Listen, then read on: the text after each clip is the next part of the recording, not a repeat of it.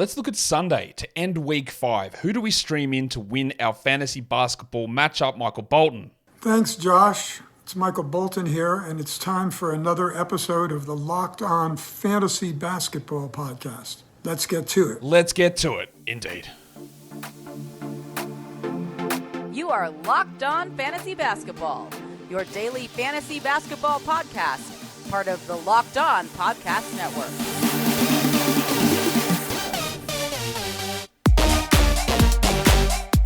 Hello and welcome to the Locked On Fantasy Basketball Podcast, brought to you by Basketball Monster. My name is Josh Lloyd, and I agree. 54 from tray ball is OD, shooting hang pulls. I'm also the lead fantasy analyst at basketballmonster.com. And you can find me on Twitter, as always, at redrock_bball, on TikTok at redrock_bball, and on Instagram at Locked On Fantasy Basketball. Today's episode is brought to you by PrizePicks, the easiest and most exciting way to play daily fantasy sports. Go to prizepicks.com/LockedOnNBA and use the code, all lowercase, LockedOnNBA for a first deposit match up to $100. Thank you also for making Locked On Fantasy Basketball your first listen every day. We are free and we are available on all platforms. So, we are going to talk about the end of week 5. We're going to talk about Sunday, some injury updates, and then specific stream options, Yahoo points, ESPN points, category league specific for each category, and then look ahead to 2 for 1 Sunday, Monday, and just finish it out with a big chunky 5-day look ahead. That's where we're at. Oh yeah, we're also going to put somebody under the lens. It's the big fella in Denver, Aaron Gordon, who's had a stinking run. We'll talk about him coming up as well. So let's look ahead to Sunday. Let's pay attention to the things we need to pay attention to. That would be great. And let's look at where injuries currently sit on or for Sunday. There is an early game, as there seems to be every day. 3:30 p.m. Eastern, first game of the day, Portland-Milwaukee. That is the first game, 3:30 p.m. And then we have 6 p.m. games, and then 7:30 p.m. games, and 8 p.m. games. So an early finish to the day as well. Who is in, who is out? Wendell Carter is out. Markelle Fultz is out again. Same story there for Orlando. Xavier Tillman remains sidelined for Memphis. Ja Morant still suspended, obviously. We did get an update in Boston. Kristaps Porzingis is out. I talked about this in the Week 6 preview. Probably not... It's never ideal for someone to be hurt, but the fact that the Celtics, they play Sunday, but then there's 4 games for them over the next 2 weeks, couldn't be a better time to get an injury because you're not missing that much in terms of actual games played. Cam Thomas, Ben Simmons remain out. Dennis Smith is out on for Saturday's game. They've got a Saturday-Sunday back-to-back. So I don't know that he plays on Sunday, but I don't expect that Dennis Smith will be available. We haven't heard anything to suggest that he would be. So I am currently just ruling Dennis Smith out for Sunday as well. Big Dick Nick Richards is out for the Charlotte Hornets, so we've got that update there also. I'm going to rule, I did rule Jamal Murray as doubtful, and since I created that graphic, he has been downgraded to out, so he is officially out, Jamal Murray, for Sunday. We think the return is coming soon. Some point next week would be the guess. Chris Middleton, nothing official, but he left last game with that Achilles tightness. I am going to label him doubtful for now for Sunday's game. That is the early game, so at least we'll have resolution on that before everything else starts. Kevin Durant, dealing with that foot problem that caused him to miss last game. He did practice, so did Yuta Watanabe, but they are both officially questionable for the Phoenix Suns. But the fact that KD was able to practice is a positive. Drew Holiday is questionable for the Celtics. He missed their last game, so he is closer to returning. For the Cavs, it's official that Donovan Mitchell, at the time of me recording this, Mitchell is questionable for Saturday's game, but it does appear like he is playing. Isaac Okoro is also questionable for Saturday's game, so we don't fully know their statuses. Dean Wade is out on Saturday, so I'm going to list him questionable across here for Sunday. And Milk is out as well. That's Ty Jerome. He's out Saturday, but I think he's probably going to be questionable for Sunday. Probably out, though, would be the guess. Alex Caruso and Zach LaVine are both questionable for Chicago. Caruso left last game and never returned with a foot problem, and he did not practice. So we know Caruso, lower body injuries.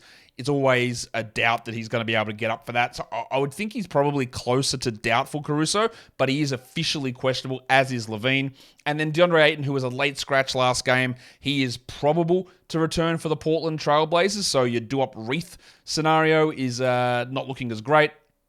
If we look at some other injuries, some positive news from Charlotte, this is what these assholes do. Like, they don't tell you anything. Terry Rozier's been out 2.5 weeks. We've had no update. And then all of a sudden it's, hey, he's probable. Cool.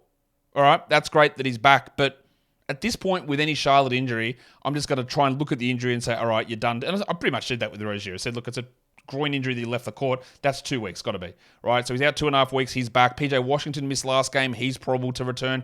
So we are going to get a very interesting Hornets game. How does it all work? Miller, Rozier, Hayward, Washington, Bridges. How do the minutes get distributed? We're not fully there because Big Dick Nick is out, so PJ can get all of the minutes behind Mark Williams, possibly. Or they play JT Thor, but I would say it would be Washington, but that gives us that. And then Drew Eubanks missed last game with an ankle problem. He is probable, so the minutes that Chimezie Metu got as the backup there in Phoenix will probably go away, and Eubanks slides back into that role that he's been holding down with a plum for most of this season. Today's episode is brought to you by PrizePicks, the largest daily fantasy sports platform in North America, and it is also the easiest and the most exciting way to play daily fantasy sports. You don't have to worry about you going up against thousands of people. It's you versus projections. That is it. They throw a projected stat up there, you look at it, and you say more or less. You do between 2 to 6 of those. That comprises an entry, and you can win up to 25 times your money back. It's super fast to get your entries in as well. You can also do multiple sports, plus their special multi-sport combo picks that they have also, which is in the specials league. So it'll be a combo projection of like LeBron made threes and Travis Kelce receptions. They'll put a number up, 10.5, and you go less or more, whatever you think it is going to be. So these are the different ways that you can play on PrizePicks. They've also got the injury replacement reboot policy too. So many different ways that make PrizePicks the most exciting and enjoyable and easiest way to play daily fantasy sports. So go to prizepicks.com/lockedonnba and use the code LOCKEDONNBA for a first deposit match up to $100. That is prizepicks.com/lockedonnba. The code is LOCKEDONNBA and you get that first deposit match up to $100. PrizePicks is daily fantasy made easy. Okay, that'll bring us in now. What are we going to do now? Yeah, we're going to go under the lens. Gordon in Denver, because Aaron Gordon started out the season playing really well. He was putting up some very interesting numbers and he was playing a lot more minutes than we've seen in the past, and he was rolling. And then things have gotten very ugly for Aaron Gordon. Over the last week, he's ranked 235th in -1. So it's not even that his free throws, which are bad, they're at 50%. That's what's bringing him down. He's averaging 27 fantasy points, which is 102nd. Again, that's not terrible, but it's way below where he's been. And it's not a minutes thing. He's playing 36 a night over the last 4, 37 a night over the last 7 games. Last season, he played 30 minutes. The season before, 31.7. This season, he's all the way up at 34 minutes, which we did. We loved that to begin this season. It was putting some really strong numbers together. But he is in a horrible slump. I misspoke. I said he'd shot 50% from the line. He's at 52 for the season, 50% from the line over his last 7 games. That is a big problem. It's a big negative for his overall rankings. That's why -1 has impact when we look at his overall numbers. But he is a real punt guy in that category. So what's happened? Well, we don't even have to look at the last week. We can, but he shot 17% from 3 over his last 7 games. 17. He has hit 3 of his last 18 three-point attempts. For the season, he's at 22% from 3. But that's largely because he just hasn't hit anything in the last 7 games. But it's not just that. Aaron Gordon, we saw him in Orlando and have to create these shots for himself. God, this isn't really working. What's going on? Then he moved to Denver and he played with Jokic and efficiency went through the roof. He found his role. He was cutting and he was finishing at the rim and it was excellent. His 2-point percentage the last 2 seasons in Denver, 2 full-time seasons in Denver, he shot 61% from 2 and 63% from 2. Just finishing easy shots from Jokic. The last 7 games, under 49% from 2. The season numbers, 55% from 2 only. So what's happening? Well, he's at a stage where, look, we don't look at Aaron Gordon as a mid-range assassin. You shouldn't. Why would you? But he's hitting 16% of his mid-range shots. That's first percentile. That's basically worst in the NBA. And he's not a guy who is this mid-range guy, as I said. He was at 35 last season, 37 the year before that. His volume's a little bit lower this season, but that's it. Yes, he's not hitting his threes. That's going to come up. His finishing at the rim is at 66% still. That's fine. His volume's a little bit down there. It's not not terribly down, but it's a little bit down. He was at 70 and 70 the last 2 seasons at the rim. But when you're hitting 20% fewer shots in the mid-range, which don't make up a gigantic portion of his diet, but 20% is 20%. And that brings that 2-point percentage down. You pair that with a decreased 3-point percentage, and his ranking goes in the toilet because we know percentages impact scoring as well. So if you're thinking about what Aaron Gordon's been doing and you're looking at his numbers, especially in category leagues, and you go, geez, he's not got him in top 200. Like, what am I doing here? Or you look at his overall like Yahoo ranks, for example, which again is a pretty poor way, I think, of being able to assess the value of a player. You know my thoughts on that. They rank players incorrectly, I think, and it does skew the value. But you might look at that number because it's very easy to be playing on Yahoo and your player card comes up and it says ranked X, and you go, Jesus, like that's dreadful. Like, why am I holding on to this guy? Why is he sitting on my roster and we're happy with this current ranking? Like, he's ranked 115th for the season, but 160th over the last 2 weeks. Right? He should be better than that. And he is. It's just a very, very big slump at the moment happening for Aaron Gordon. And I think that when we look at that 2-point number, that mid-range number, and that 3-point number, we know these are coming up. We know they are increasing. And that's really it. Everything else for him is pretty bang on. He's blocking shots. He's getting steals. He's getting very good rebounds. He's getting very good assists. All of that is up on last season. The shots just aren't falling. So if you do have Aaron Gordon, don't worry too much. It will turn around. That brings me to talk about Aaron Gordon's team because they're one of the 2 teams that have a Sunday-Monday back-to-back. It's Denver and it's Portland. Only the 2 teams that have Sunday-Monday on the back-to-back. So when you're making decisions about guys to stream in to win your week for Sunday, if it's a tiebreaker, if it's a close one, you take a Denver and Portland one. Gives you an extra leg up to get an extra game in for week 6 as well without wasting a week 6 ad.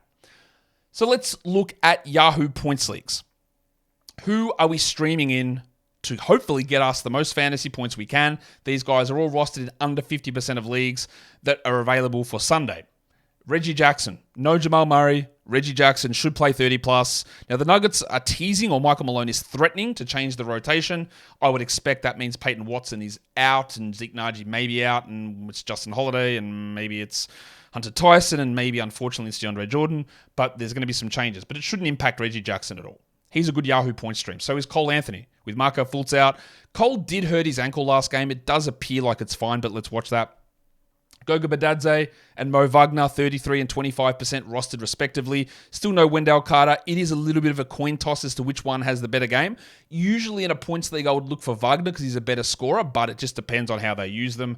Al Horford with Kristaps Porzingis out, we have to consider him a much, much better option now. He should start and play 30 plus, and there might be even more stuff opening for Sam Hauser or Peyton Pritchard if Drew Holiday sits. And then Eric Gordon, no Bradley Beal. I prefer him over Grayson Allen, but both guys can be utilized, and both guys have value there.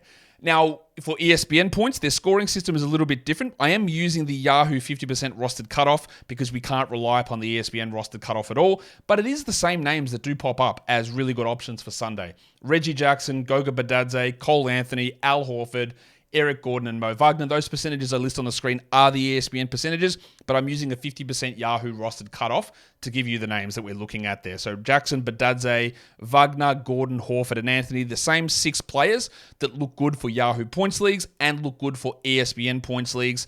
Slight difference in the order, but it doesn't make that much of a difference. Both of those, or all those 6 players, work for the default Yahoo and the default ESPN points scoring systems. We're in category leagues.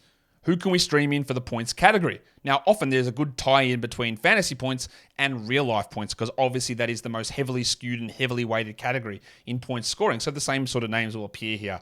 Reggie Jackson with no Jamal Murray. We really do like that one as an option. And Cole Anthony's there too. Now, either of these men can get cold and shoot 24% and bring you 7 points. That's the nature of streaming. That's why they're not rostered everywhere, because they're inconsistent. But when we're talking about levels of probability, that works. And the same goes for the third guy on my list, Lonnie Walker. He might have 20 points on 6 shots. He might have 6 points on 20 shots. It's distinctly possible. We've seen that the last 2 games from Lonnie. Big boy, bad boy. That's happened. Mo Wagner doesn't do much else as a center, but he's a big scorer. We saw him knock in 27 against the Celtics. DeAndre Hunter, again, doesn't do much apart from scoring. It's not going to be a 30-point guy, but could be 24, could be 15, could be 16. He's got a relatively secure role, and we do like that. And the other one is Gaz Trent, who's like maybe an 18, 19-point scorer. It does rely on his three ball. His upside's not super, super high because of minutes, but he's in a spot where this is what he brings, and this is where the use can come from Gaz Trent. For threes, we are going back to Slam and Sammy Hauser. He's dropped off a little bit with that, but still one of the more reliable three-point streaming options out there. Reggie Jackson, just through volume of shots and minutes, he has to be in the mix. Leaky Beasley, also, he doesn't do anything else, Malik. He shoots threes, and that's it, and he knows things. He might hit 4, he might hit 8, he might hit 0, but he's got that very high volume upside. Lon Walker, similarly, he's not as big of a three-point volume merchant as Hauser and Beasley is, but he's going to take shots. Quentin Grimes, I put him there. He is rostered nowhere, and rightfully so, because he doesn't get enough touches, and one of those players, it's him, it's Quickly, it's Cole Anthony. Who's the other one that's in my head that I do like, that I just want them to get to a team where they can actually have a strong role, because I do think they can be good players. But Grimes is going to take nearly every one of his shots from 3. He might hit 3 of them, have 9 points, but he might hit 3 threes. And the other one is Dorian Finney-Smith, a guy that is widely available, probably starts for the Nets again. Takes quite a few threes, doesn't do much else, but can easily deliver you multiple threes. 2 to 3 triples is a possibility there for Dorian Finney-Smith. So don't discount him just because you don't think of him as an outlier 3-point long-range bomber. Today's episode is also brought to you by FanDuel. And as the weather for you guys gets colder, it's getting really warm over here, but as the weather gets colder, that means we are getting deeper into the NFL season. We are getting deeper into the NBA season, and we are starting college football and college bowl season and playoff season. So that's all there for FanDuel. The offers stay hot, though. You get cold, the offers stay hot. Right now, new customers get $150 in bonus bets with any winning $5 moneyline bet. That's $150 if your team wins. Simple as that. And then you get your bonus bets, and you can use them on all of the different options that FanDuel has. So if you've been thinking about joining FanDuel, there's never been a better time to get in on the action. Parlays, spreads, totals, sides, money lines, futures, props, it's all there over at FanDuel Sportsbook. So go to FanDuel.com/lockedon and get stuck into the NFL and the NBA season. FanDuel is an official partner of the NFL, and don't forget to gamble responsibly. Okay, that will bring us in now to look at the rest of the category league stream guys. We're going to go to the rebound category now. Day'Ron Sharpe is always interesting. It's got to be always cautious with him, don't you? What if they dick him and play 3 minutes? But with Ben Simmons out, it has been leaning a little bit more on to Day'Ron Sharpe. So, he's a 7-rebound potential player behind Claxton. If Claxton gets in foul trouble, it might bump up further. You got Badadze there, who we've talked about already. Al Horford is a pretty strong rebound option, given he is going to have to play more minutes. Bismack Biyombo, no one's coming for those minutes. He's still available in 75% of leagues, and you might get double digits out of him. And then if you want smalls, it's Josh the Hitman Hart.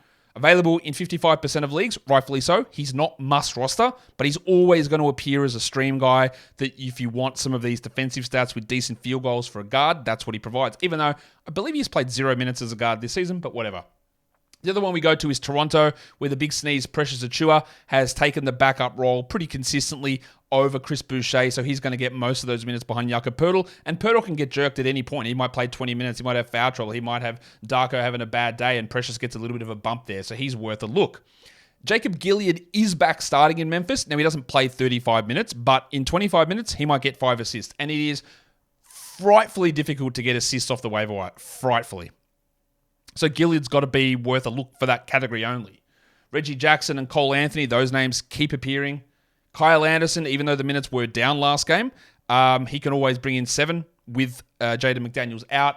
Royce O'Neal's been a weird passing guy. Royce O'Neal's stats in the last 2 years are insane. He never got any assists in Utah, moved to Brooklyn, moved to Brooklyn and started dishing, but then moved to Brooklyn and shoots 20% from 2.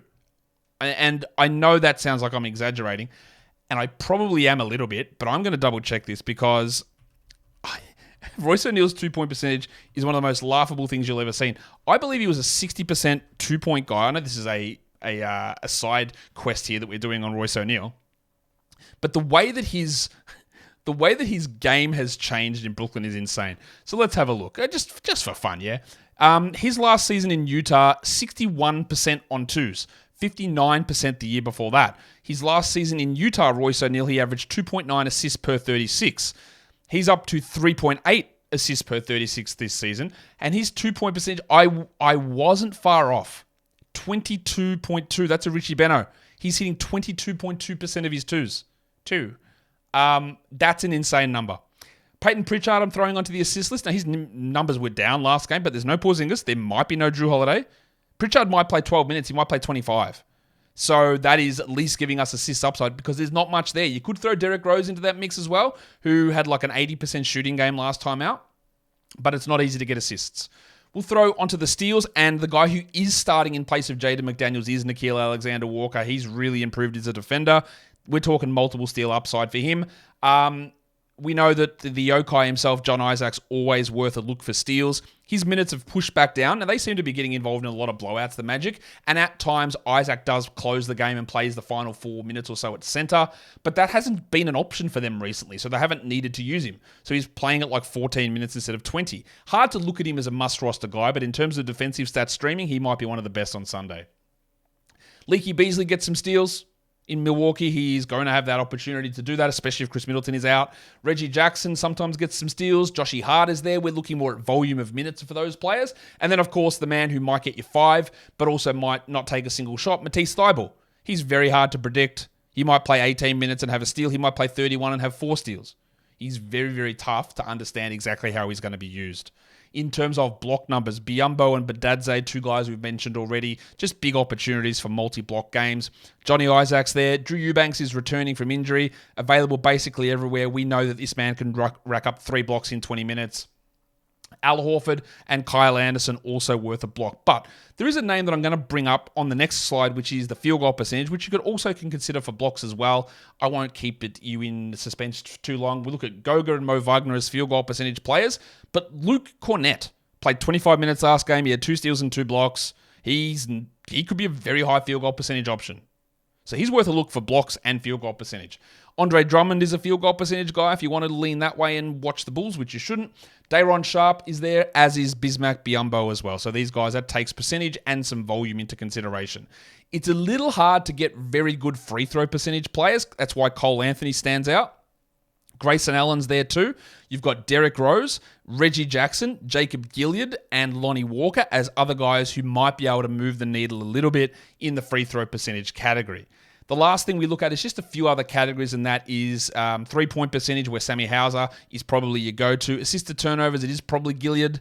Offensive rebounds, it's likely Day'Ron Sharpe, and free throws made, well, I'll just go with Cole Anthony in that one as well. Got a lot of Cole Anthony talk. If you're looking for 2-for-1s on the Sunday, Monday, it is only Denver and Portland, so Reggie Jackson clearly tops that list. You got Christian Brown, and then you go into the deeper ones, like a Tamani Kamara, Matisse Thybulle, or Jabari Walker. But understand that those names like Kamara, Thybulle, Walker, even Brown, they don't seem like 12-team names. But if you're getting 2 games out of them, that's better than getting 1 out of a guy who's maybe a guy plays 26 minutes, but if these guys play 22 minutes across 2 games, it's 40-plus minutes, and you've used 1 waiver ad. So that's always worth, even like your Walker, Thybulle, Kamara, you don't get excited about it. But if they go 10, 5, and 2 each game, that's 20, 10, and 4, which you never get off a waiver wire player. So just bear that in mind, that there is a little bit of value in that. If we're going to look at chunks for the next 5 days, Sunday, Monday, Tuesday, Wednesday, Thursday, a bunch of teams play 3 games.